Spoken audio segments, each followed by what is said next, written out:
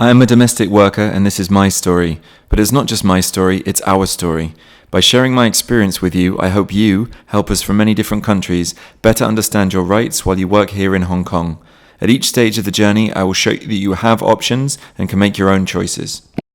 You might come from different countries, but in many ways your stories are similar. Although at times you might feel like you're on your own, know that there are hundreds of thousands of other helpers experiencing similar feelings.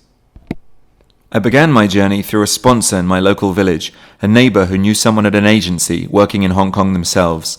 When she told me about the opportunity to work abroad in Hong Kong, where the minimum wage for domestic workers is 4,520 Hong Kong dollars a month, I thought it would be the perfect way to provide for my family. It was the first time that I had left my country, and I was excited, although I didn't really know what to expect. They helped to gather together the documents they said I needed, and I'll admit that I didn't always understand what they said. They said it was best just to trust them, so I did. Remember, understand the paperwork. You can request that they explain any part of the process at any time. You need to understand the paperwork before you sign it. After the paperwork, they took me for a medical and sent me to the training center. I was there for several weeks. There they taught me Cantonese, as well as how to cook and clean to make sure that my employer would be happy. I didn't realize at the time how expensive it was going to be. I was surprised they said the training would cost me my first 6 months of salary. Remember, find out the costs as soon as possible. Do not sign anything until you have seen and understood it. By law, the monthly charge for your training contract cannot be more than 10% of your wages. If you earn a minimum wage, that is 410 Hong Kong dollars and 2,747 Filipino pesos. After the training, I got my passport, said goodbye to my family, and began the journey to Hong Kong. I was told I had to pay for my own flight too. When I arrived in Hong Kong, everything was different. The skyscrapers, the language, but I felt safe. I was given some information about human trafficking at the airport by some volunteers, but the agency told me I wouldn't need that and took it off me, as well as my passport, as soon as I'd cleared immigration. Remember, you have the right to keep your passport. It is your key to staying in the country and you should never give it to someone for more than a few minutes so they can check it. When I met my employer for the first time, they seemed friendly, but I quickly realized that things were not as they had said in our phone call.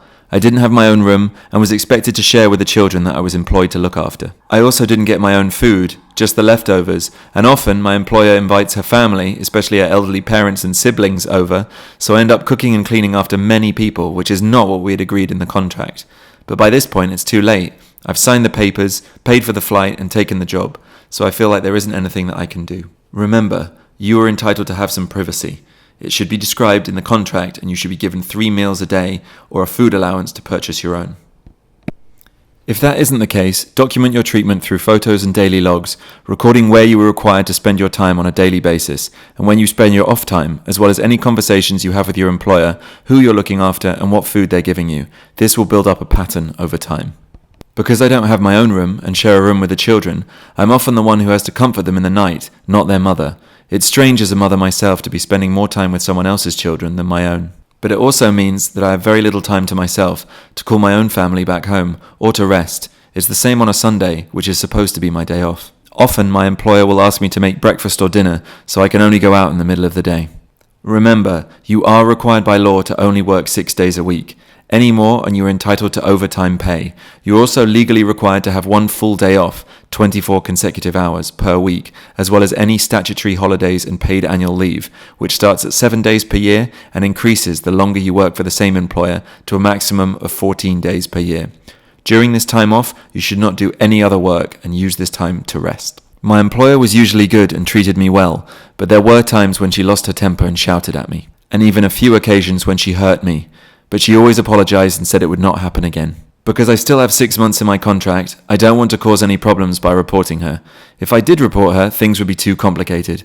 The only times you can change contracts within the 2 years is when the employer can't pay, if they pass away, or if I can prove in court that I've been abused. And besides, sometimes those who want to help don't have the experience to really be able to help you.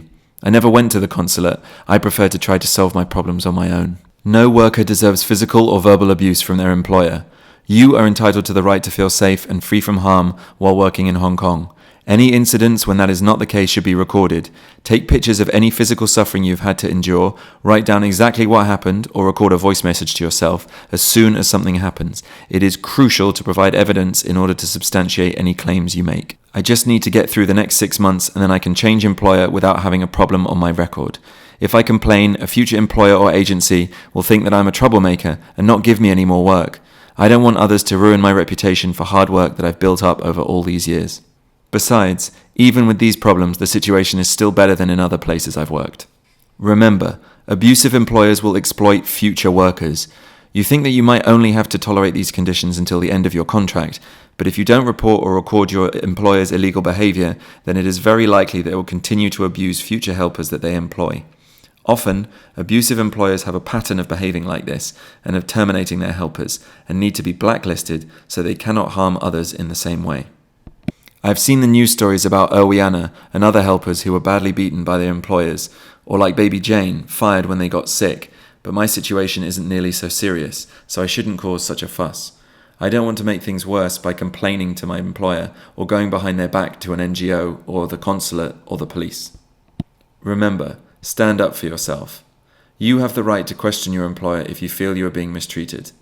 Often, there is an adjustment period when the helper and their employer are getting used to working with each other, and that is completely normal.